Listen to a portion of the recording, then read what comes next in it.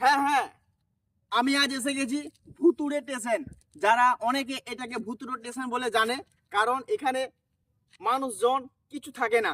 এখানে বিষ্ণুপুর থেকে আরামবাগ পর্যন্ত রেল লাইনটা চলে গেছে, এর মাঝেই তৈরি হয়েছে বিরসা মুন্ডা স্টেশন। কেউ কেউ ভুতুড়ে স্টেশন নামেই পরিচিত।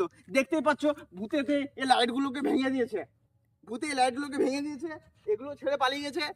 এই হচ্ছে ছোট স্টেশন, এখানে কোনো স্টেশন মাস্টারও নেই, কেউ নেই। এটা হচ্ছে ভুতুড়ে স্টেশন, এখানে নির্জল এলাকা, কোনো মানুষজন নেই। দেখতে পাচ্ছ ভূতে কিভাবে এই লাইটগুলোকে ভেঙেছে।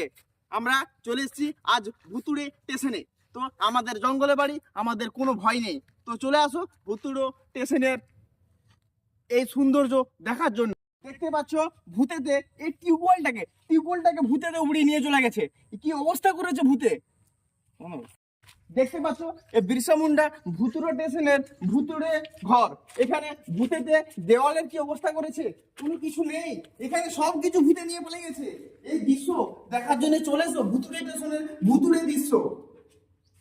এই ভুতুড়ে স্টেশন অতিক্রম করে চলে যেতে হবে আমাদের বিষ্ণুপুরের দিকে।